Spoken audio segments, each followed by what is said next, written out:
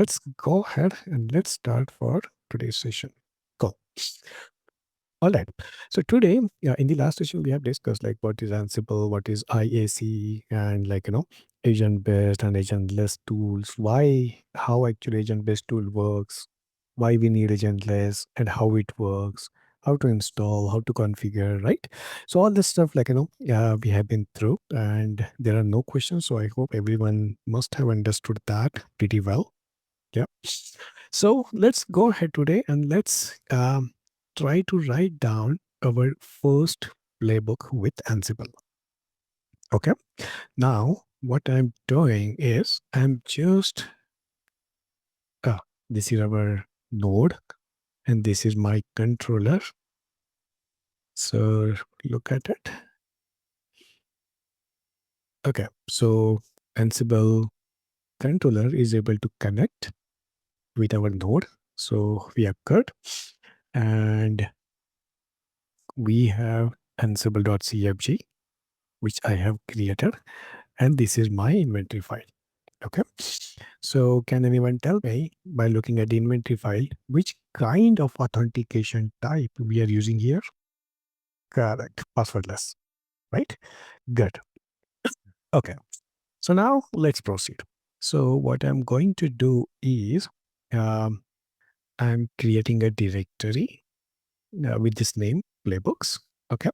Why I'm creating this? No fancy stuff. It is not even required. I'm just creating this directory just to keep things organized, right? That's all. So in Playbooks directory, we will write down all the playbooks and everything just for simplicity. Okay. Cool. So here is my first playbook, which we are going to write. Okay. Now, uh, in playbook, I will write down a playbook. Let's say install Apache. Okay. Playbook name can be anything. So the file extension, playbook name can be anything, but the file extension must be either .yml or YAML. Okay. Any extension would work. There is no difference. Okay. So just a file, as it is a YAML file at the end of the day, we will give the extension as an YAML. Okay. Sometimes you may even observe some people are giving extension as an YAML, which is also fine. Anything can be extension. Okay. I mean, either YML or YAML, any one of them. Okay. Cool. Now, this is how I'm going to write down my playbook. Okay. Look at it first. Host, tasks,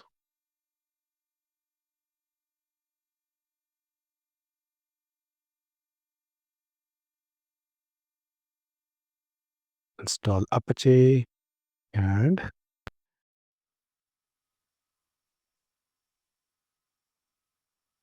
state equals to present. Okay. We will discuss everything, don't worry. But for now, let's assume this is our first playbook. Okay. Go. All right. Now we wrote down our first playbook. Now, how to execute any playbook? So the command is Ansible -playbook and give the path of the playbook. Okay. In this case, what is our path of the playbook? In the same directory, we have this playbook as a subdirectory and the playbook name. Okay. Give the path of the playbook. It can be relative path or it can be absolute path. Okay. Cool.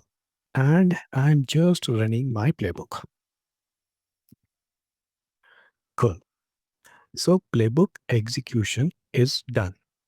Whether it was a successful execution or not, that's a different story. But playbook execution has been completed, right? And as you can see, it turned out to be an error, right? So it was not a successful execution, but yes, playbook execution is done. Okay. Now, even before we go and we talk about something else, let's look at this. Let's look at our playbook first. Cool. Now, tell me one thing, guys. This YAML, okay? So this first line, which you can see like 3 hyphens. Generally, what happens whenever you want to write down a YAML script? Okay, YAML script starts with 3 hyphens. Okay, YAML script starts with 3 hyphens. Okay, that's why I'm just giving a 3 hyphen. Is it mandatory to give this 3 hyphens at the start? No, absolutely not. Okay, but what does it signify? Whenever you give 3 hyphens, it signifies that from that point in time, from here, a new YAML script is starting. Correct? Okay. What does it mean? Let's say I'm writing down some certain YAML script. Okay. Look at it. If I wrote down this same thing, okay, will it be accepted as a valid playbook? Yes, it would be. No issues. Okay. However, however, if you want to write down another script in the same physical file, then you will have to give this. So what does it mean? From here, it is an another playbook. Understood? Cool. That's what the significance is. Now, in a playbook, basically what we mention in the playbook. In playbook, we mention what needs to be, what needs to happen. Okay? What needs to happen. And Ansible will configure that. Okay. How? So basically, we have already mentioned where it needs to happen using an Ansible inventory. Now you know what inventory contains information, connection information about the nodes. Correct?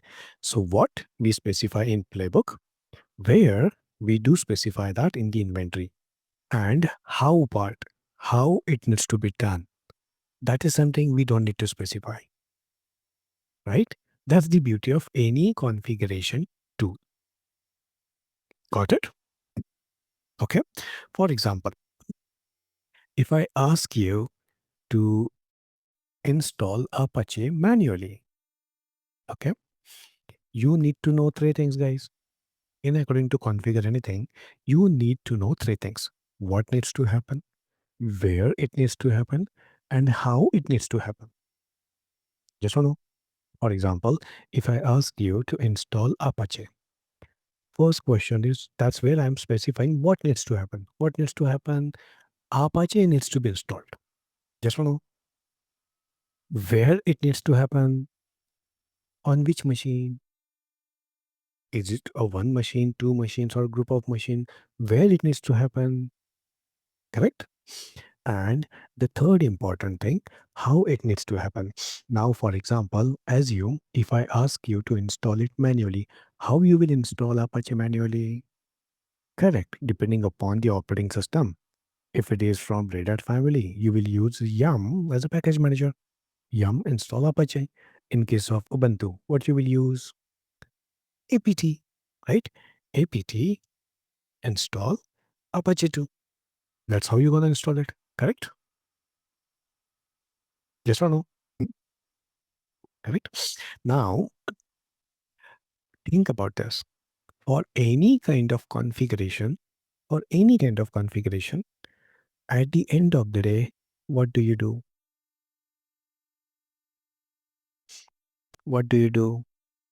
You just execute some certain command. And what are those commands? Those are all those shell commands or packages or something else. Correct? That's what we do in according to configure anything, right? Now, now, how, if you're doing it manually, we need to specify all these commands in those exact same, like, syntax and everything. Correct? But any configuration tool, how it is able to figure out by only specifying what needs to be done and where it needs to be done.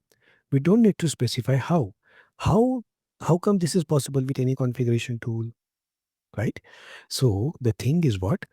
In case of Ansible, what Ansible did, Ansible created something called as a modules.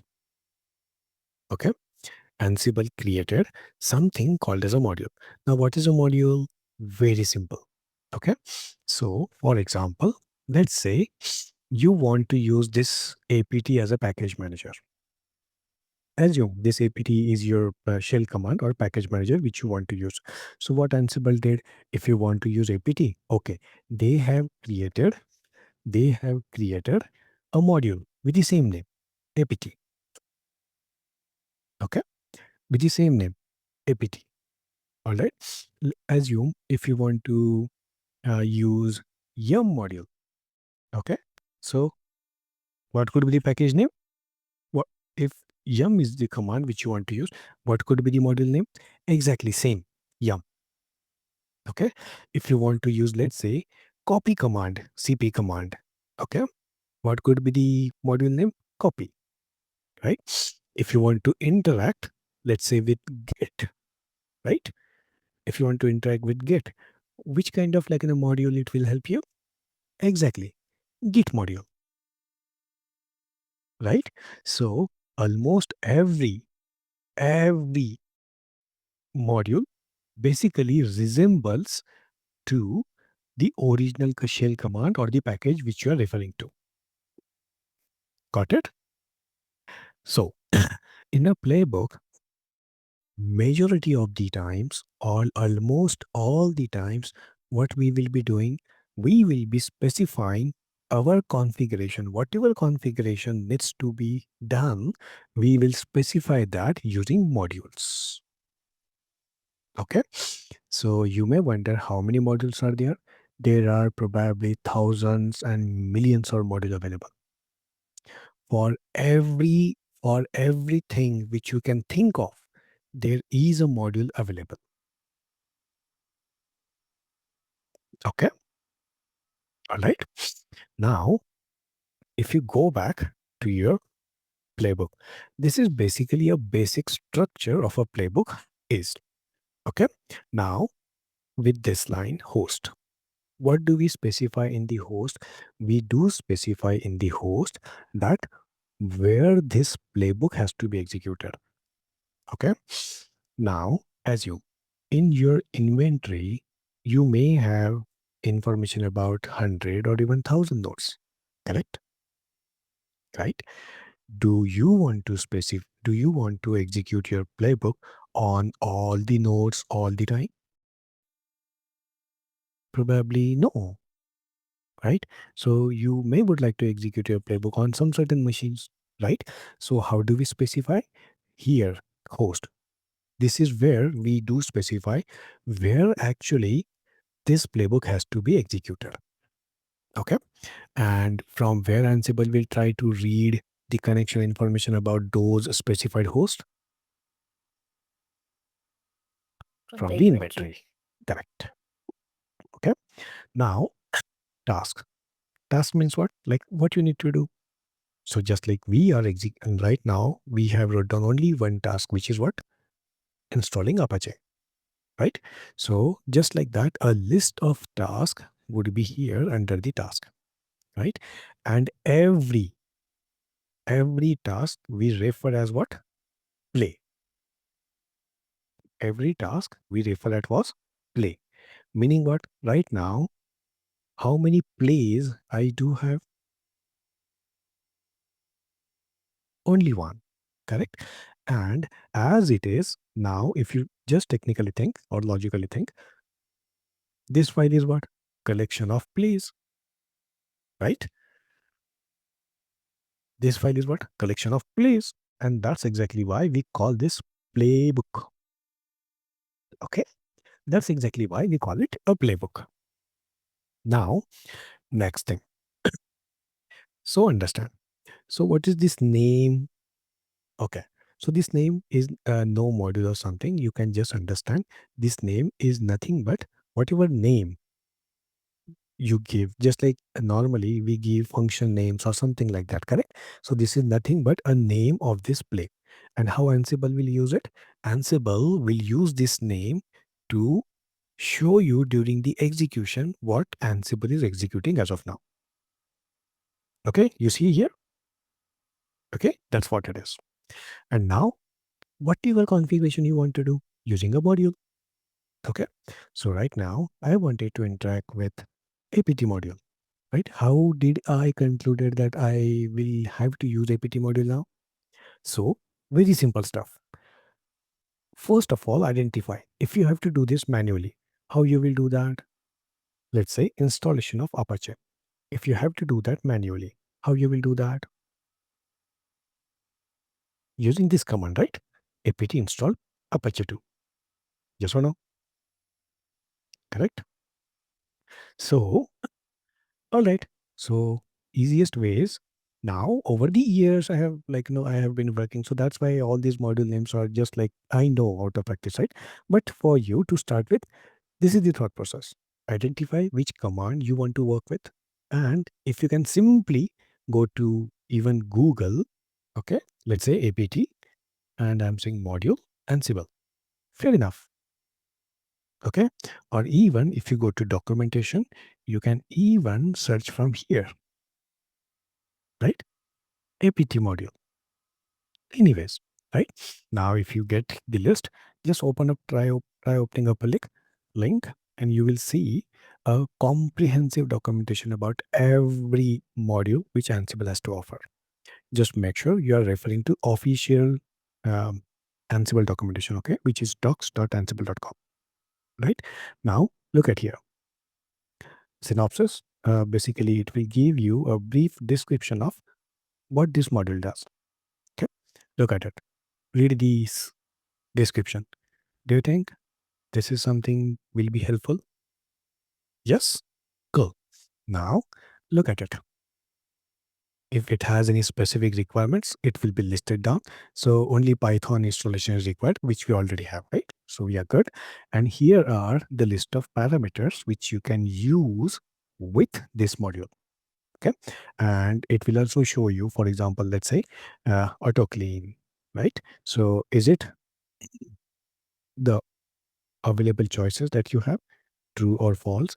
And if you do not provide that, then what would be taken as a default value for this parameter, right?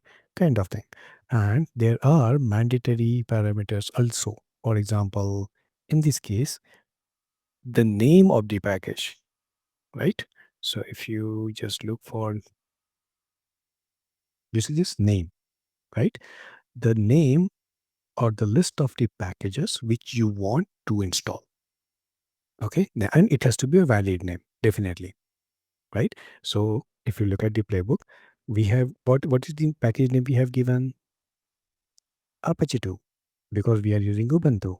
Let's say if this would have been Amazon Linux, then what would have been the package name? Will this work on CentOS or Amazon Linux? No, right? Their package name would have been HTTPD, correct? Okay. So I'm just giving the name, right? And the state of the package. Okay. State. So what do we mean by state? Now understand. So state means what? Once. This is a futuristic state. Okay. Meaning what? Once Ansible executes your playbook, post execution, what should be the state of Apache on those hosts? What should be the state of Apache post execution? So, what should be the state of Apache? I'm saying state should be present. Meaning what? Apache should be there after the execution. Means install it. Getting it? Okay. And what all states are available? For example, absent. Meaning what? Remove, uninstall it. Right? Correct. Latest. Meaning what? Apache should be there, but with the latest version. Correct. Present means what? Let's say you might have installed Apache 2 years back. It's okay, but it's there, right? It won't check for the latest version. So for every module, all these things, all these exactly in the same way, all the parameters and their list would be given. Okay. And on top of it, you can, if you scroll down, you will be also able to see the examples, how to use that particular module. Okay. All right. Now, you might observe here, the way it has been given here is little different, and the way we have given is different. So both of the ways are valid. The only difference is if you are passing your parameter horizontally like this, right? So use equals to provide key value. Okay. And if you want to pass parameters vertically like this, then use colon. Equals to won't work. Got it? Okay. Now, which way to use, any way like you're okay with, you can use that way. Okay. It's perfectly fine. A simple playbook. Cool. Now, let us proceed. Let's look at the execution. How actually this execution has happened. Okay. Now, first thing, look at it. Play all. Meaning what? Ansible will tell you whether, where this complete playbook gonna execute. So where it gonna execute? All. What is all? We'll discuss later. But wherever it will be executing, it will give you, this is where Ansible is intended to execute your playbook. Okay. Now, you may have 100 nodes where you want this playbook to be executed. Okay. Tell me one thing. All those 100 nodes, when Ansible is executing this playbook, do you guarantee that all of them are reachable at that particular point in time? Do we guarantee that all the nodes are 100% reachable? Anything may happen, right? You might have network issues, some machines may be down or shut it down, anything, correct? So what will happen? Let's say you have 100 nodes. Your playbook got executed till 44th node, and 45th node is not reachable from controller. Now what will happen? Ansible will just get stuck there. Yes or no? Correct? And your playbook execution will not be completed on all the nodes. Right? So to avoid that, what Ansible does proactively, Ansible creates an execution plan. Okay. And how does it creates an execution plan? Okay. Through this step, gathering facts. Now, what is this gathering facts? So under this step, Ansible does two things. First thing Ansible does, Ansible checks out of wherever you want your playbook to be executed. So out of those machines, how many machines actually are reachable at this point? Just like you remember, Ansible -m ping all, right? Exactly the same step Ansible does here. It pings all the machines and it checks whether all the machines are reachable or not. And whatever machines are reachable, it will show you here. You see, you can see it OK and the IP of the node, right? If you have 100 nodes, it will list down result for all the 100 nodes. Okay, whichever are reachable, whichever are not reachable, whatever is the result. Got it? Okay. This is first step gathering facts does. Now second step under gathering facts, Ansible does is whichever nodes are reachable. Okay. Whichever nodes are reachable, Ansible will collect their inventory. Inventory means what? System information. Which operating system every node has, what is the space, what kind of version of operating system, and all the system information Ansible will collect for all the reachable nodes. Got it? And once it is done, what Ansible will try to do, Ansible will execute Ansible will execute your playbook only on reachable nodes. You may have 100 nodes mentioned, but out of them, if only 5 nodes are reachable, then it will only execute on those 5 nodes. And this is how it will tell you which task it is executing, using what? Using whatever name you have given. It will show you that, saying that, okay, I'm executing this task, and whatever is the result of the execution of that particular task. And just like that, it will it will complete the execution of your all the task in playbook, right? And at the end of the playbook, it will give you the summary or a recap, node wise recap. In this case, our playbook got executed only on one node. So it is telling on this node, and obviously it will use some color combination. You can see something red means it faced or encountered with some issue or some error, right? And whatever is green, that means it's good. Okay. So you can see on this node, how many tasks got successfully executed? Successfully. How many tasks got executed? One. Oh, which one? Can you tell me which one got successfully executed? Gathering facts. Exactly. This got successfully executed, right? How many tasks made any change on this machine? No one. Was this unreachable? No. How many tasks failed on this machine? This task got failed. One task, right? And just like that, it will give you node-wise summary of your playbook execution.